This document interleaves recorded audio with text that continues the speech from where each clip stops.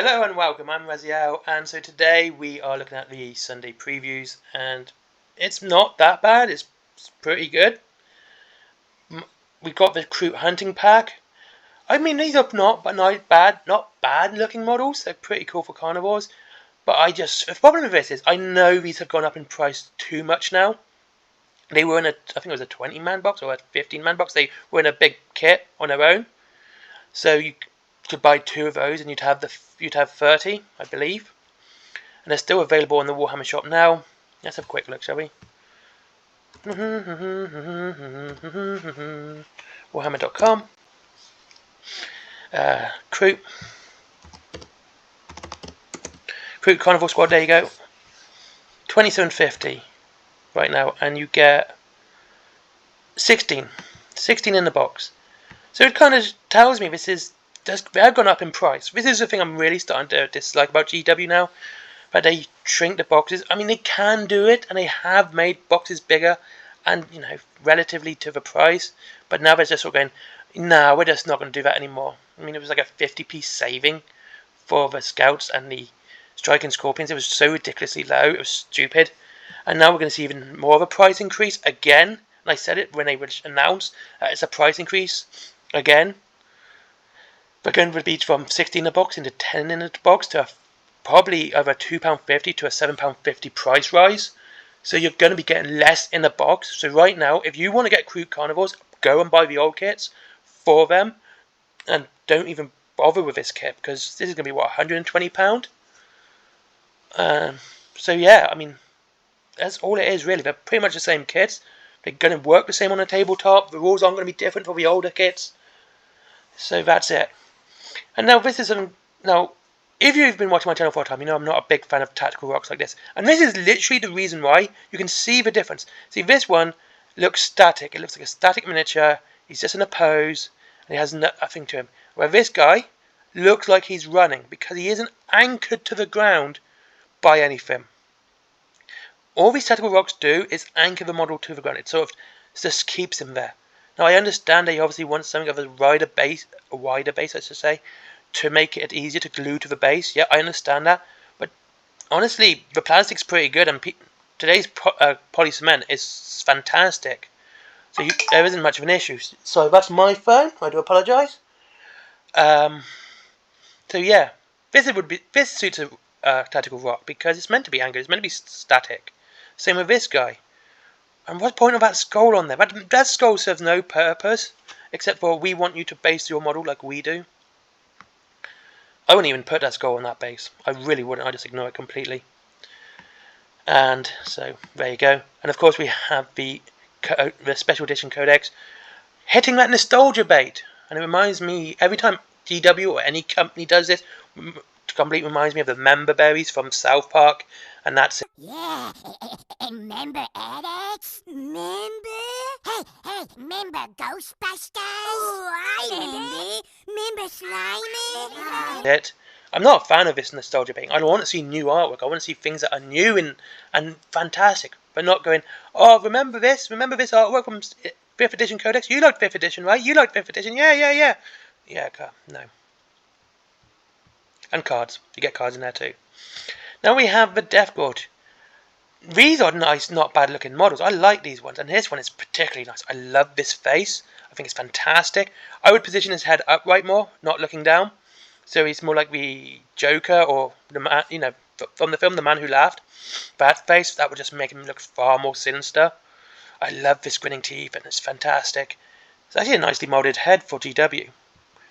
But this one, this is just a terrible model. Let me explain why this model is meant to look creepy and disgusting and scary. It already looks like he's been caught. He's been caught out, like someone just shined a flashlight in his face. Like, oh god, I've been caught. Quick, don't move. Stop. And to make him scarier, I would have not put him on this. This here, again, takes away so much from the model. It really does. Because now he's, like I said, he looks like he's been caught. Where if he was on a larger base and actually crawling along the ground, would look so much better. Just look so much better.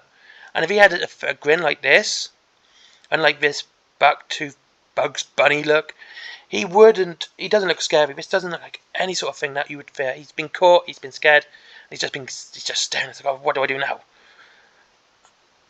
Yeah, this is I don't like this model at all. I really don't. Anyway, so that's that one. Cards.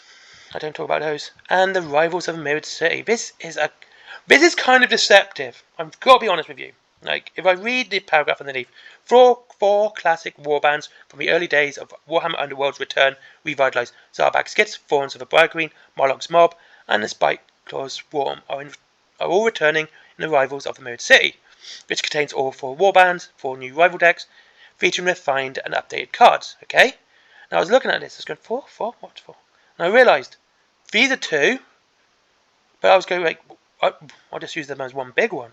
So it's 3. You've got not Gloomspits, Gloomspite Gits, I should say, and Skaven and Nighthaunt. So it's not really 4, it's 3, but they're advertising it's 4 because these were 2 separate ones. I mean, they're nice looking models. I've painted these guys. They were fun to paint. They really were. I enjoyed painting these guys. Nighthaunt, they all look nice. No real complaints here. I do like them. The Skaven models, I've painted these as well. These were fun to paint as well. See, I don't mind these ones being on Tactical Rocks and stuff like that because it's the game that Underworlds is. It's a board game. It's more singular models and you want them to look more dramatic. It's not like an open battlefield. Yeah, I don't mind it.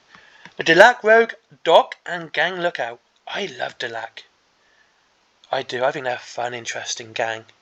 They're creepy, they're scary. And yeah, they look cool. Well, he doesn't. I don't like his head. It's all smooth. Look at the difference between the two. It's smooth, rough. You know, that doesn't look like a normal head to me. It looks like an egg. He's bald. Anyway, it looks nice, and yeah, can't really complain that much. They look cool. I love the cloak here. I love this is that a bolt pistol? I love his bone saw. And all these little goodads. Yeah, they look pretty cool for what they are. They're of course forge wood resin, because God forbid GW actually does anything for their games that's not in resin or specialist. Necromunda needs more plastic stuff, not just constantly forge wood now. I mean, if I was doing Imperial Guard, I would add this guy into my Imperial Guard as a doc or a medic. It would look cool. I always think Necromunda gangs look fantastic in the Imperial Guard. They always add a bit of variation. You know, use him as a type of assassin. What's he on? The Infosite, I believe it's called. You know, convert him up into an Infosite. He would look cool as that. But paint him completely black, so that's actually like part of the uniform, not his head. Yeah, not bad at all. It's a lot better than what it is. Ash Race upgrades. Well, again, more Forge World stuff. Yeah, they look good. I mean, there's not much I can really complain about with this one. It's quite simple. See, when it's something like this, it's nice and simple. And unlike last week, which was, you know, a lot of time release, limited edition stuff with those boxes and stuff, you know, that's going to be difficult to get from day one, and poor looking models and poor artwork, always becomes an issue with me. It does, and I don't like lying to you guys. Oh my god, it's so fantastic! And cards, you should get it on Warhammer Plus. I'm not doing Warhammer Plus. It was rubbish. Like, there was one good thing on it, you know. And yeah, like, that's good. These look cool and gribbly. I love these. I do. They have lots of character to them. They do. They look mindless, like zombies should do. He looks fantastic. I love his look. I love his face. I love this here. Definitely worth using if you're doing Heretic Guard, Traitor Guard. Would definitely use as a weird psyker, a Primaris psyker for your Astra Militarum. Absolutely fantastic for that. He would be if you're doing Traitor Guard. Would fit him to the T. And yeah, there you go. Like I said, it's not a bad one. And I honestly don't want to talk. I want to talk about this a bit more because we know what the big issue with this box will be. It will be released. It'll be announced next Saturday. It'll be come up, you know, for pre-order, for 2-week pre-order, which is great. And they'll probably sell out straight away, which means no one's going to get it. And those who do get it, it's going to go straight on eBay. And that's it. Because it's really bad. And if you want the Kroot right now, just go to the Games Workshop website and go, hey, I want the Kroot. You know, because you're going to get a 30 for £55, which is probably be less than half this box. And you go, well, you are saving money. You're not really, because this is all still available. This is still available, and these are still available. You're gonna be spending like less than £80 for that bit, and when you add this and the Codex and the cards on top, it's gonna come to about the same price, and you're gonna get an extra squad of Kroots out of it. So you're gonna get more bang for your buck. And of course, when you see this and you're thinking about getting Kroot, do it now, because they're going to be gone by this time next week. So by the time this box actually comes available, the bits for this box comes available, months after it's released, you'll have your Kroot already, and you didn't have to pay out for a big box. I know a lot of people are going, how great this box is, it's worth the money. I don't think it is, because you can probably end up getting it cheaper if you get the stuff now. And you can buy this stuff now. I mean, let's have a look. You got Kroot here. There's the Kroot. Of course, they're not showing the other stuff. Let's have a look. Kroot.